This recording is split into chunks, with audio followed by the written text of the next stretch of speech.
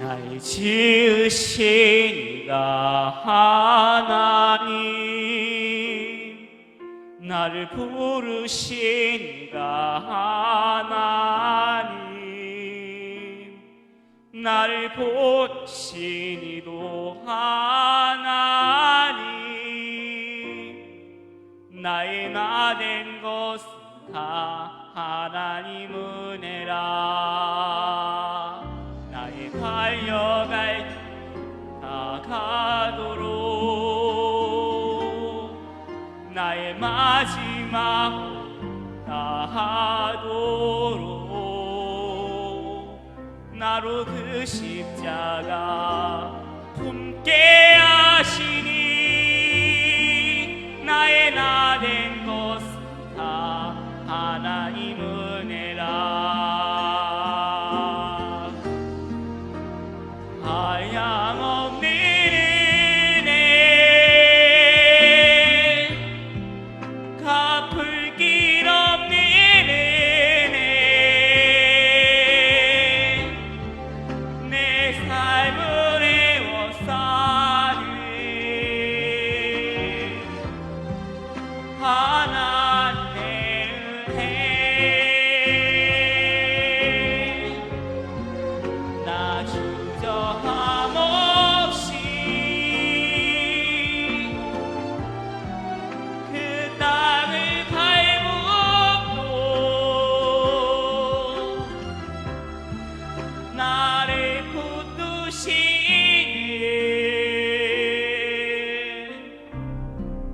하나님의 은혜.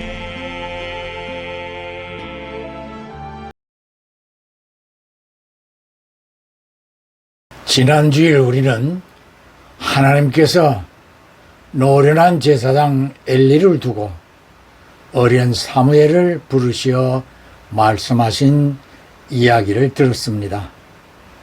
아이를 낳지 못하던 한나가 엘리가 봉사하고 있는 모세가 만든 성막을 찾아가 금식하며 아들 낳게 되기를 눈물로 기도하면서 아들을 주시면 하나님께 바쳐 섬기도록 하겠다고 소원을 합니다.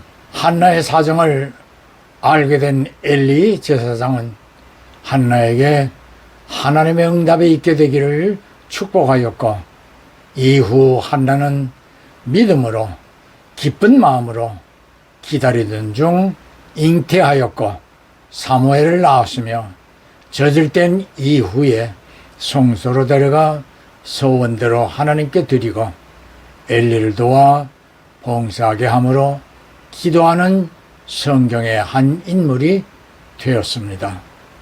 성경 많은 곳에서 하나님의 종들이 기도하였고 그들의 기도대로 하나님이 응답하셨음을 우리는 잘 알고 있을 뿐 아니라 마태복음 7장 7절로 8절을 비롯하여 여러 곳에 예수님께서 기도할 것을 명령하시고 자신이 먼저 기도하는 모습을 제자들에게 본을 보여주셨습니다. 487장 죄짐 맡은 우리 구주 찬송의 가사 내용은 주 예수께 아뢰어 소원을 간구하지 않아 복을 얻지 못하며 부질없이 낙심만 하고 있음을 지적하고 걱정, 근심, 무거운 짐 주님께 다 맡기고 기도하기를 종용합니다. 오늘은 12월 첫 주일이며 12월은 금년의 마지막 달입니다. 우리가 신년을 맞으며 새해의 소원을 기도하여 이루어진 것도 많을 것이나 아직 이루어지지 않은 기도도 있을 것입니다. 뱃속에서부터 뇌가 머리 밖으로 흘러나온 장애아기를 위하여 한나처럼 금식하며 애통한 마음으로 간절하게 눈물로 기도하여 이 아기를 살려내었고, 이 아이는 지금 국내외 곳곳을 다니면서 하나님의 은혜를 찬양하고 있습니다. 모세는 올해 나이가 30살이 되었습니다. 꼬마 신랑 같죠? 네. 그런데 지적장애로 인해서 정신연령은 서너 살 수준에 머물러 있어요. 저는 불교 가정에서 태어났습니다. 그래서 결혼하기 전까지는 하나님을 모르고 살았어요. 저희 친정엄마는 저의 이름을 절에다 올려놓고요. 무슨 날만 되면 저를 데리고 가서 불상 앞에다가 절을 시키곤 하셨습니다. 그런 제가 기독교 집안으로 시집을 오면서 나에게 교회 나가는 거 강요하지 말아달라고 남편을 통해서 시댁에 요청을 했어요. 그런데 얼마 안 가서 저는 제 스스로 교회를 찾게 되었습니다. 그 이유는요, 바로 저의 시어머님 때문이었어요. 제가 결혼하기 전에 저보다 결혼을 먼저 한 친구들이 이렇게 함께 모임을 가졌을 때 그 친구들이 헤어지는 시간까지 시어머님의 이야기를 하면서 스트레스를 풀어대곤 했습니다. 네. 제 이야기에 공감이 가시는 분이 서너 분 계시는 것 같아요.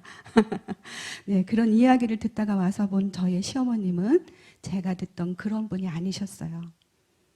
제가 생각할 때 우리 어머님은 정말 사람이 아닌 것 같았어요. 참으로 인자하셨고 자상하셨고 온유하셨고요. 당신의 입장보다는 상대방의 입장에서 모든 것을 배려해 주시면서 사랑으로 감싸주시던 분이셨습니다. 그때마다 저는 우리 어머님이 섬기는 그분이 궁금하게 생각이 들었어요.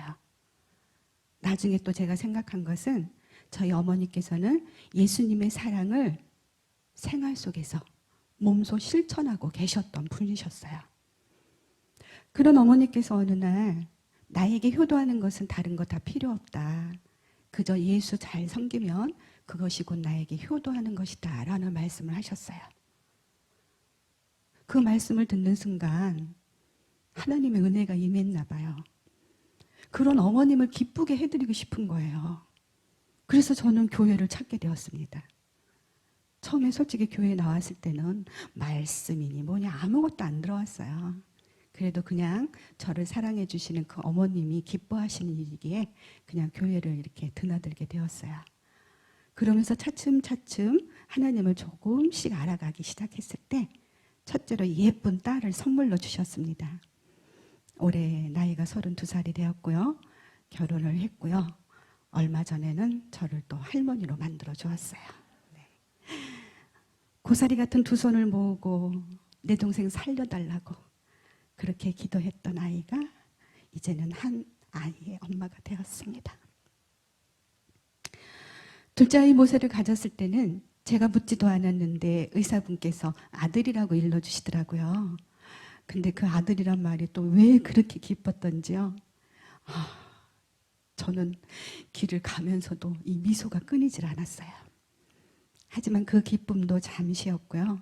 얼마 안 가서 정말 저희 부부가 감당하기에는 너무나도 큰 시련이 닥쳐왔습니다.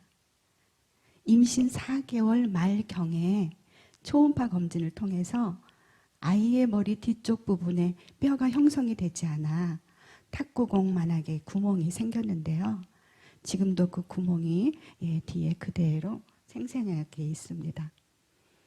그 구멍으로 안에 들어 있어야 할 뇌가 밖으로 다 흘러나와서 아기가 살 수 없다는 진단을 받게 되었어요. 저는 정말 큰 충격을 받았습니다. 그때 저는 시어머니께 말씀을 드렸고요. 어머니께서는 목사님께 신방을 요청해서 저희 가족 모두는 그 보이지 않는 생명이 가여워서 눈물로 기도하며 예배를 드렸어요.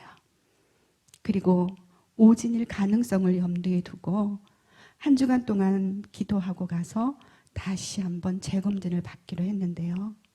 그때 저는 처음으로 간절한 마음으로 주님 앞에 무릎을 꿇었습니다. 그렇게 기도하고 가서 재검진을 받았지만 결과는 마찬가지였고요. 의사분께서는 낙태를 권유했어요. 가톨릭 계통의 병원이라서 낙태를 반대하지만 산부인과 의사분들 전체 회의에서 이러한 경우에는 도저히 아기가 살 수 없고 산모도 위험할 수 있으니 낙태를 해야 된다고 최종적으로 결론을 내리고 통보를 해왔습니다. 그때는 저희도 어쩔 수가 없었어요. 그래서 낙태 수술 날짜를 잡고 병원에 입원을 했습니다. 환자복을 갈아입고 수술을 대기하고 있을 때 목사님께서 신방을 오셨어요.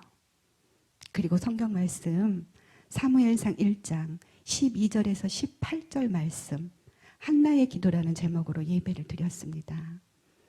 그 하반절 내용에 보면 엘리가 이르되 평안히 가라.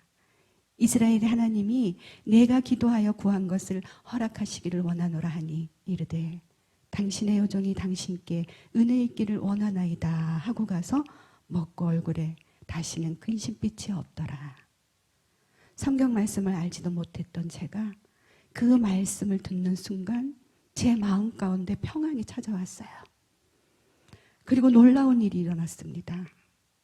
한 번도 태동을 느끼지 못했는데요. 수술 직전에 아이의 미세한 태동을 느끼게 되었어요. 그러면서 인위적으로 이 생명을 해야지 말아야 되겠다는 마음과 함께 낙태 수술을 포기하게 되었습니다.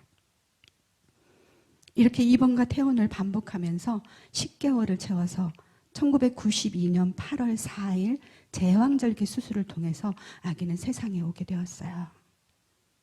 아이를 안고 신생아실로 향하던 간호사분께서 다급한 목소리로 저희 보호자를 찾아 남편이 신생아실 앞으로 달려갔는데 그곳으로 많은 구경꾼들이 모여들기 시작했답니다. 참으로 머리만한 뇌가 내막에 쌓인 채로 밖으로 흘러나와 있었습니다. 출산 후에 아기는 수술을 해도 죽고 안 해도 죽는다라는 의사분의 말에 정말로 이 아기 아무런 희망이 없느냐 물었더니 의학적으로는 1%의 가능성도 없다, 희망이 없다라는 의사분의 말이었습니다. 그래서 그러면 이 아기가 수술해서 산다고 하면은 그러면 그것은 의학이 한 일이 아니라 하나님께서 하신 일이겠네요 라고 물으니까 의사분께서 맞다고 얘기를 했답니다. 그래서 그러면 우리는 모든 것을 전적으로 하나님 앞에 맡기고 기도할 테니 의사분들은 최선을 다해서 수술을 해주세요 라고 해서요. 태어난 지 3일째 되는 날 밖으로 나온 뇌를 모두 절단하는 수술을 했습니다. 대뇌의 70%, 소뇌의 90% 이상을 절단을 해서 이제 아기는 보지도 못하고 듣지도 걷지도 말하지도 못하며 온몸의 장애가 너무 극심해서 얼마 살 수 없을 거라는 이야기를 했어요. 아니나 다를까요? 수술 후에 특수 인큐베이터에 있던 아기가 온몸을 부르르 떠는 전신 경련과 함께 호흡곤란이 찾아왔고요. 병원 측에서는 예상했던 마지막 순간이 온 것이라는 이야기를 했습니다. 이때에 고통당하는 아기의 모습을 가슴 아프게 지켜보고 계셨던 저희 시어머니께서 마지막 순간이 온 것이라는 이야기를 듣자마자 평소에 자주 다니시던 산으로 달려가셨습니다. 그리고 그 산 비탈에서 하나님의 응답이 없이는 이 여종은 내려가지 않겠노라고 그 비탈을 구르고 또 구르고 나뭇가지를 붙잡고 오르내리기를 반복하면서 하나님 앞에 울부짖으며 기도할 때에 계속해서 기도하라는 응답을 받으셨고요. 그날 밤부터 1주간 동안 작정 철야 기도에 들어가셨습니다. 기도하시다가 지쳐서 강단 앞에 쓰러져 있는 모습을 늦은 시각에 기도하러 나오셨던 목사님께서 보시고 그때가 여름 휴가철이었는데 전 교인에게 휴가 반납을 선포하시면서 온 교회가 깨어서 하루에 2번에 걸친 특별 100일 기도회에 들어갔습니다. 며칠 후 아기는 평온해졌고요. 하나님의 승리였습니다. 25년이라는 세월을 교회에서 눈물로 기도하셨어요. 올해 저희 시어머님 연세가 96세가 되셨습니다. 솔직히 지금은 건강이 많이 좋으신데 모세는 기억하시고 기도해 주셔요. 아무것도 할 수 없는 아기를 보면서 하나님, 이 아기가 자기 스스로 앉았다 누웠다만이라도 할 수 있게 해주세요 라는 기도를 막연하게 간절하게 기도를 했어요. 어느 날 앉게 하셨습니다. 서게 해주세요라는 기도를 했는데 서고 걷게까지 하셨어요. 하나님 말을 할 수 있게 해주세요라는 기도를 했는데 5살 때의 말문이 트이면서 처음으로 쏟아낸 단어가 바로 사도신경과 주기도문이었습니다. 아픈 아이를 데리고 제가 할 수 있는 일은요, 기도 생활, 예배 생활이었어요. 그때 듣지 못한다고 했던 아이의 한쪽 귀를 열어주셨고요, 암기할 수 있는 재능까지 허락해 주셨던 거였어요. 그래서 이 아기가 그 모든 소리를 다 듣고 외우고 있다가 자기 말문이 트였을 때에 자기의 신앙을 고백이라도 하듯이 사도신경과 주기도문을 줄줄이 쏟아내서 함께 예배드렸던 많은 사람들을 놀라게 했고요, 하나님께서는 영광을 받으셨습니다. 지금 보신 간증 영상을 통하여 장애아기였던 박모세 군이 하나님의 은혜로 성장하여 현재 30살이 넘었지만 그의 정신연령은 3살 배기에 지나지 않아 어머니 조영애 집사는 온갖 수발을 다 뚫어주어야만 하지만 한나처럼 기도함으로 살려주신 하나님의 은혜를 모자가 함께 다니며 간증하고 있는 모습이었습니다. 여러분은 설교 전에 모세군이 자신을 향한 하나님의 은혜를 신앙 고백으로 찬양하는 영상도 보셨습니다.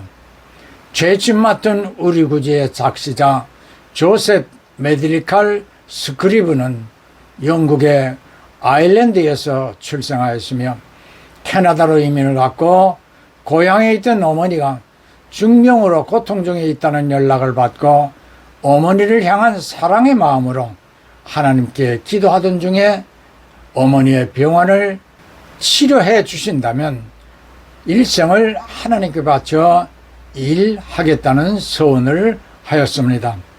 그리고 영감을 받아 이 찬송가를 지었고 이 시를 어머니에게 보내며 하나님의 치료하심을 믿으라고 당부하였습니다.